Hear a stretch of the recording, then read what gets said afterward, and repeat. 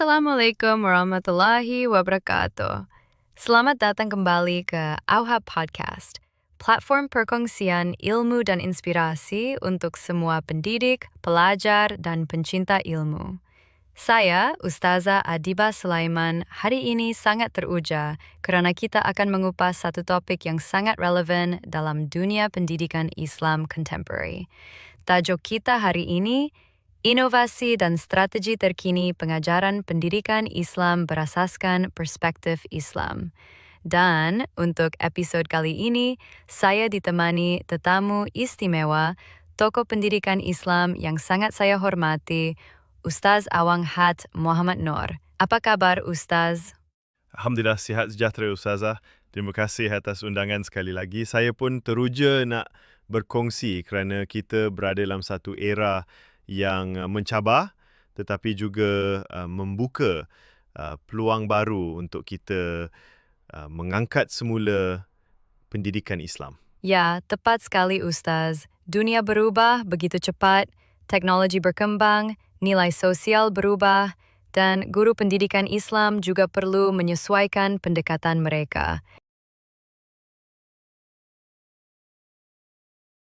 Ustaz, kalau kita lihat realiti sekarang, ramai guru pendidikan Islam yang menghadapi dilema. Mereka tahu perlu berubah, tetapi tidak pasti dari mana harus bermula. Jadi, apakah kemahiran paling asas dan utama yang perlu guru kuasai? Soalan yang sangat penting. Pada pandangan saya, ada 4 kemahiran utama yang guru perlu kuasai. Ia merangkumi kemahiran berfikir aras tinggi, KEBAT, literasi digital, kemahiran komunikasi dan kolaborasi, serta pemikiran kreatif dan inovatif. Mari kita bincang satu persatu. Baik, Ustaz, kita mula dengan KEBAT. KEBAT bukan sekadar trend, ia tuntutan zaman. Dalam pendidikan Islam, KEBAT membolehkan pelajar bukan hanya menghafal, tetapi memahami hikmah di sebalik hukum dan nilai. Bila pelajar tanya, kenapa kita perlu solat 5 waktu? Guru perlu latih mereka berfikir, mencari dalil dan menilai hikmah di sebalik syariat. Sebagaimana Allah Subhanahu Wa Taala berfirman dalam surah Al-Baqarah ayat 269, "Yu'ti al-hikmata man yasha' wa man yu'tal hikmata faqad utiya khairan katsira." Dia memberikan hikmah kepada siapa yang dia kehendaki dan barang siapa yang diberi hikmah, sesungguhnya dia telah diberi kebaikan yang banyak. Bagaimana pula dengan literasi digital, Ustaz? Ini sangat kritikal, Ustazah. Ramai pelajar hari ini lebih percaya pada Ustaz TikTok daripada guru sendiri. Kalau guru tidak menguasai platform digital, mereka akan kehilangan peluang dakwah.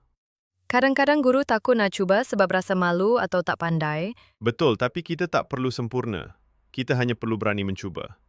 Dan pelajar biasanya lebih menghargai usaha guru, bukan kesempurnaan teknikal. Baik, sekarang kita ke kemahiran komunikasi dan kolaborasi. Saya rasa ini agak kurang diberi perhatian dalam subjek pendidikan Islam. Hakikatnya dalam Islam, konsep syura sangat penting. Nabi SAW sendiri bermesyuarat dengan para sahabat, walaupun baginda seorang rasul. Jadi guru boleh latih pelajar buat perbincangan kumpulan kecil. Dan yang terakhir, Ustaz, kreativiti. Kreativiti dalam Islam bukan bererti rekaan tanpa batas, tetapi mencari cara baru menyampaikan kebenaran. Guru boleh mengajar melalui video animasi yang dihasilkan dengan suara anak muridnya. Murid bukan saja faham, malah seronok. Baiklah, Ustaz, bila kita bercakap tentang inovasi dalam pengajaran, pasti akan timbul persoalan. Adakah pendekatan kontemporari ini sesuai dengan nilai Islam? Saya rasa ramai guru pun masih ragu-ragu. Jadi, saya nak ajak Ustaz kita tengok satu demi satu dan cuba kaitkan dengan prinsip Islam. Boleh, Ustaz? InsyaAllah, boleh sangat. Kita mulakan dengan yang pertama, yang saya sendiri suka cuba dalam kelas, iaitu flipped classroom. Bagi saya, ini satu pendekatan yang agak baru dalam konteks sekolah agama, tapi sebenarnya sangat bermanfaat. Apa pandangan Ustaz? Ya, flipped classroom ini sebenarnya selari dengan prinsip Islam dalam pembelajaran. Dalam pendekatan ini, pelajar belajar bahan asas seperti video atau nota sebelum datang ke kelas, dan semasa di kelas mereka buat perbincangan, aktiviti atau projek. Ia menggalakkan pelajar aktif menuntut ilmu, bukan pasif terima maklumat. Betul, Ustaz. Saya pernah minta pelajar tonton video kisah Nabi Yusuf sebelum kelas. Masa dalam kelas, mereka bincang nilai kesabaran dan strategi Nabi Yusuf mengurus krisis. Subhanallah, lain betul impaknya bila mereka dah faham dulu. Itulah, konsep ni sangat dekat dengan amalan para salafus soleh. Dulu, sebelum hadir ke majlis ilmu, mereka akan baca kitab terlebih dahulu, catat persoalan, dan bila berjumpa guru, barulah mereka berdiskusi dan tanya. Ini sebenarnya seolah-olah flip classroom juga, cuma dalam bentuk tradisional. Baik, pendekatan kedua yang saya nak Ustaz ulas adalah gamifikasi. Ramai guru ragu-ragu.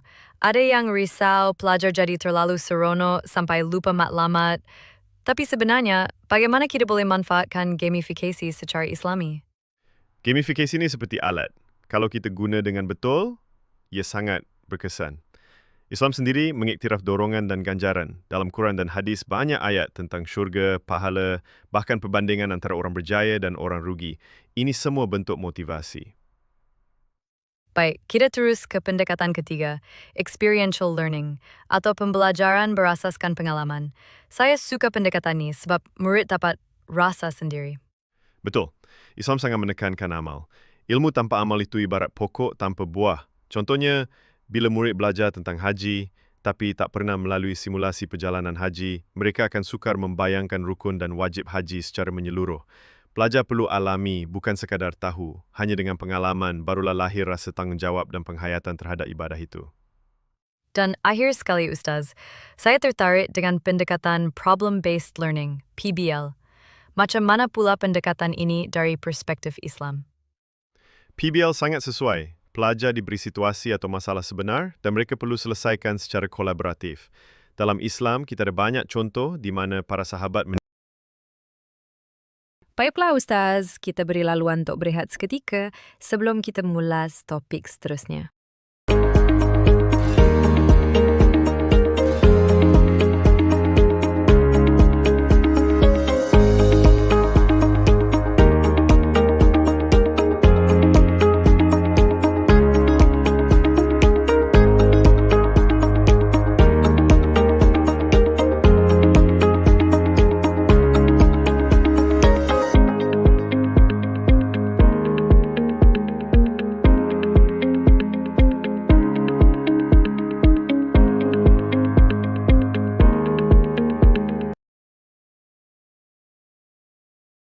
Baiklah Ustaz, kita dah bincang tentang pendekatan. Sekarang saya nak kita masuk ke topik yang ramai guru masih ragu-ragu, iaitu teknologi spesifik yang boleh digunakan dalam pengajaran pendidikan Islam. Apa antara cadangan Ustaz yang Ustaz rasa sesuai dan selari dengan nilai Islam? Ya, soalan yang sangat tepat pada masanya. Ada 3 teknologi utama yang saya lihat sangat berpotensi dan boleh diolah agar selari dengan maqasid pendidikan Islam, iaitu reality maya VR dan reality tambahan AR, kecerdasan buatan AI adaptif dan pembelajaran berasaskan projek sosial Islam. Untuk reality maya dan reality tambahan, kita boleh manfaatkan VR untuk membawa pelajar mengalami sendiri suasana sejarah Islam. Contohnya, melihat semula peristiwa hijrah Nabi SAW, masuk ke dalam Gua Hira atau menelusuri Masjidil Aqsa secara interaktif. Teknologi ini bukan rekaan sia-sia tapi boleh menjadi alat tafakur moden. Teknologi VR dan AR ini membantu pelajar membayangkan dan menghayati, bukan sekadar membaca. Ia juga sangat berkesan untuk pelajar visual dan kinestetik yang selama ini sukar untuk fokus dalam kaedah ceramah semata-mata. Bagaimana pula dengan cadangan kedua Ustaz, AI adaptif? AI atau kecerdasan buatan yang adaptif ialah sistem yang menyesuaikan pembelajaran ikut tahap murid. Contohnya, jika pelajar lemah dalam tajwid, sistem akan berikan lebih banyak latihan tajwid secara automatik. Kalau pelajar kuat dalam hafazan, sistem beri cabaran yang lebih tinggi. Antara aplikasi yang sangat baik ialah Tartil, Quran Companion. Ia bukan sahaja membantu pelajar belajar secara tersusun, tetapi juga memberi maklum balas segera. Saya suka sangat bila aplikasi seperti Tartil boleh betulkan bacaan pelajar secara otomatik. Betul. Dan ini juga seiring dengan prinsip ta'adib dalam pendidikan Islam, iaitu mendidik pelajar secara adil dan mengikut kadar kemampuan masing-masing. Dalam surah Al-Baqarah ayat 286, Allah berfirman, Allah tidak membebani seseorang melainkan sesuai dengan kesanggupannya. AI membantu guru memastikan beban ilmu sesuai dengan kemampuan pelajar. Dan cadangan ketiga Ustaz, ini yang saya sangat suka. Pembelajaran berasaskan projek sosial Islam. Boleh Ustaz kembangkan? Ya, inilah yang saya panggil sebagai aplikasi langsung ilmu Islam ke dalam masyarakat. Dalam kaedah ini, pelajar akan merancang dan melaksanakan projek yang berlandaskan nilai Islam. Contohnya, projek sumbangan Ramadan, pelajar kumpul dana, sediakan pek makanan dan agih kepada keluarga kurang berkemampuan.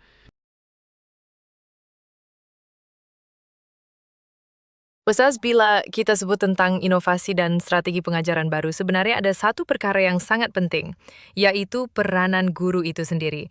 Dunia berubah, platform berubah, tapi bagaimana pula identiti guru? Saya tertarik dengan satu istilah, murabbi digital. Mungkin Ustaz boleh kupaskan maksud dan peranan ini. Ya, Ustazah, itu satu istilah yang sangat tepat dalam era sekarang. Kalau kita imbas kembali, dalam Islam, guru bukan sekadar muallim, penyampai ilmu, tetapi murabbi, iaitu pembimbing jiwa dan akhlak. Murabbi bukan hanya mengajar, tapi juga membentuk. Bila masuk ke dunia digital, kita tak boleh hilang peranan itu.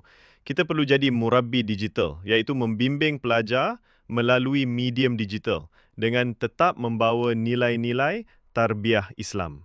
Jadi peranan kita bukan sekadar menguasai teknologi, tapi mengislamisasikan penggunaannya. Tepat. Contohnya, bila guna Google Classroom atau WhatsApp Class, jangan sekadar hantar nota dan tugasan. Letak juga daily reminder atau tazkirah pendek. Mungkin satu ayat Quran, satu hadis, satu motivasi rohani. Benda kecil tapi impaknya besar. Kita latih pelajar supaya tidak pisahkan teknologi daripada nilai dan iman. Masya Allah. Kadang-kadang guru pun tak perasan, ruang digital tu sebenarnya ruang dakwah. Betul, Ustazah. Dan sebagai murabbi digital, kita juga perlu jadi contoh dari segi etika digital. Cara kita menulis mesej, cara kita bercakap semasa live, semua itu diperhati belajar. Bila guru tunjuk akhlak yang baik dalam ruang maya, pelajar akan belajar adab dalam dunia cyber. Saya teringat satu kisah. Ada pelajar yang lebih ingat tazkirah 1 minit ustazahnya dalam Google Meet berbanding syarahan panjang. Itulah kekuatan ruh tarbiyah. Ya, kerana tarbiyah itu menyentuh hati, bukan hanya akal. Dan sebagai guru Islam, kita tak pernah bersendirian. Kita bawa misi Nabi. Cuma platformnya berubah. Sama ada papan hitam atau skrin Zoom, rohnya tetap sama.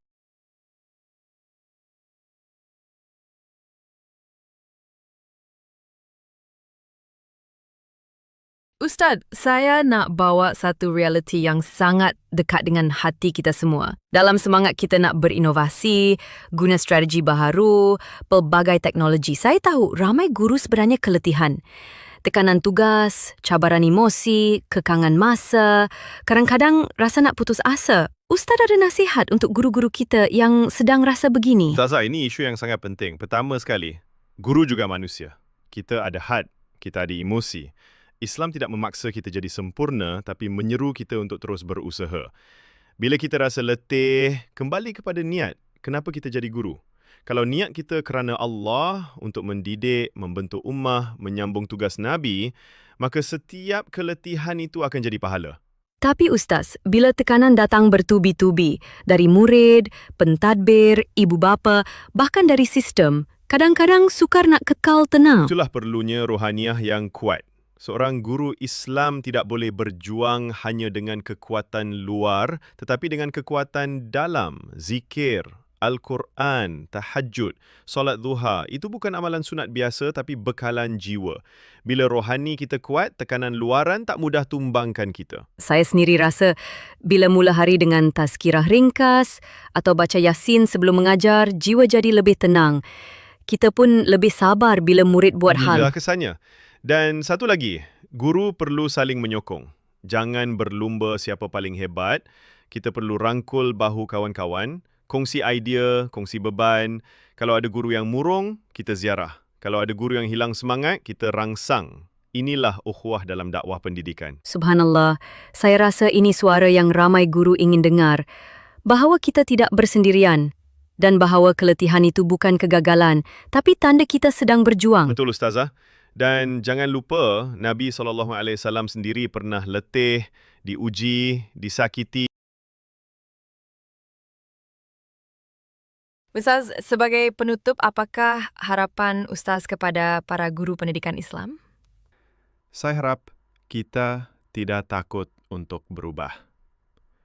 Nabi Muhammad sallallahu alaihi wasallam sendiri adalah agen perubahan, tetapi berasaskan wahyu.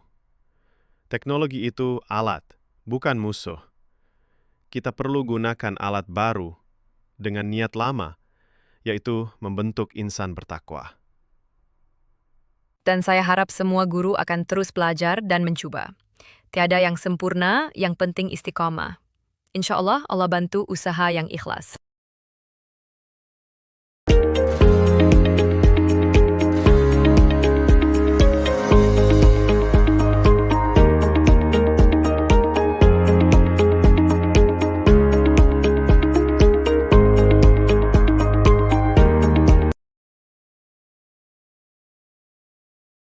Anda sedang mendengar AUHA Podcast episode 2, Inovasi dan Strategi Terkini Pengajaran Pendidikan Islam.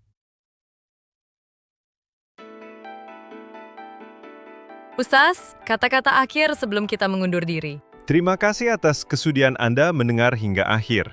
Kami doakan semua guru terus diberi kekuatan memperkasa pendidikan Islam. Masya Allah, terima kasih banyak Ustaz atas perkongsian yang sangat membuka minda dan menyentuh hati.